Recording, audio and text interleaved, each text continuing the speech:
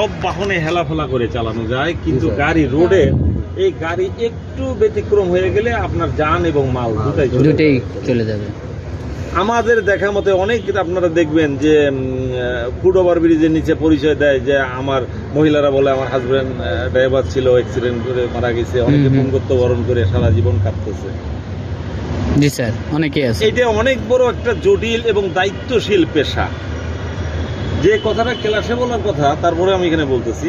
আচ্ছা, দ্বিতীয় কথা হলো আপনারা বনেট খোলার পরে আপনাদের যে মেইন বেসিক জিনিসগুলো খেয়াল করবেন, তার একটা হলো এই জিনিসটার নাম রেডিওটার। আমরা প্রায় সময় রেগুলেটর বলি। রেগুলেটর আলাদা, রেডিওটার। আচ্ছা, রেডিওটার স্যার, হ্যাঁ রেডিওটার।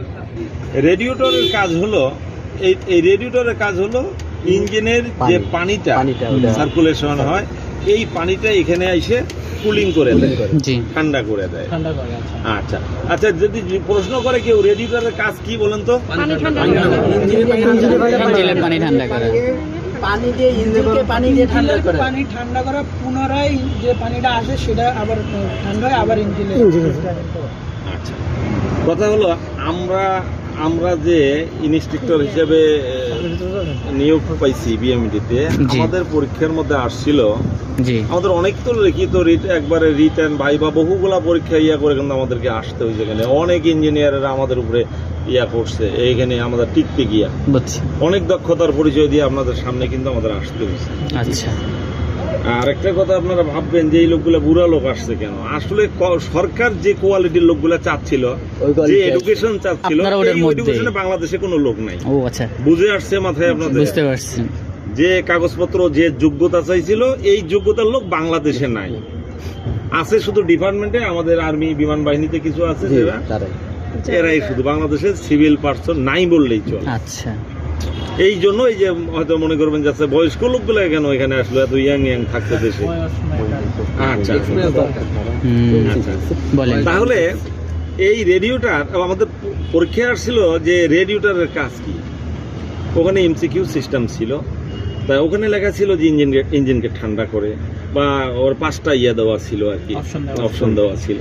তা অনেকটাই ওখানে দাগাইছে। খাতা যখন আমাদের করলো, নাম্বার দিল, তখন দেখা গেল এটা রেডিওটারে আমি তো সঠিকটাই অ্যান্সার করছিলাম, যার জন্য তো আমরা টিকতে পারছি। ওখানে যখন ইঞ্জিনকে ঠান্ডা করে, অনেকেই বলছে যে রেডিওটারে ইঞ্জিনকে ঠান্ডা করে। বেসিক্যালি রেডিওটার ইঞ্জিনকে ঠান্ডা করে, পাল্টানো লাগে না, কিন্তু খেয়াল করতে হবে কখনো যদি লিকেজ থাকে কি হবে। আপনি গাড়ি চালায় যাবেন, হঠাৎ করে দেখা যাবে রোডের মধ্যে যে আপনার স্টারিংটা আপনার কথা শুনতেছে না, আপনি টানবেন একদিকেও দেখবেন যে অনেক শক্তি লাগতেছে, মনে হচ্ছে কেউ টাইনে ধরছে। আপনি একদিকে টানবেন, মনে হচ্ছে কড়া হয়ে গেছে, তাহলে এটা চেক করে নিতে হবে। ওকে, পাশাপাশি আমরা ব্রেক ওয়েলটা দেখে নিব। জি স্যার, ব্রেক ওয়েলটার কারণে অনেক বড় ধরনের দুর্ঘটনা ঘটে, এটা তো জানেন। আচ্ছা, ব্রেক ওয়েল এবং পাওয়ার ওয়েল এগুলা প্রতিটা এই যে আপনার যে কন্টেইনার আছে, প্রতিটার মধ্যে কিন্তু মিনিমাম এবং ম্যাক্সিমাম একটা লেভেল আছে। তা আমরা কখনোই যেগুলা লেভেল উল্লেখ করা আছে মিনিমাম ম্যাক্সিমাম, আমরা কোনোটাই এই ম্যাক্সিমামের উপরে দিব না, মানে অতিরিক্ত দেওয়া যাবে না, ম্যাক্সিমামের উপরে দেওয়া যাবে না, আবার মিনিমামের নিচে রাখবো। ব্রেক ওয়েল যদি কখনো মিনিমামের নিচে নেমে যায়, তাহলে নিচের এই জিনিসটার নাম হলো break master cylinder. Break master cylinder নিচে এই যে আগুনটা ধরে দেখেন একটু, হ্যাঁ ওই যে এই দিক দিয়ে যে অ্যালুমিনিয়াম আছে, হ্যাঁ ওই পুরাটা যেটা, হ্যাঁ বুঝতে পারছি। এটার নাম কি? Break master cylinder.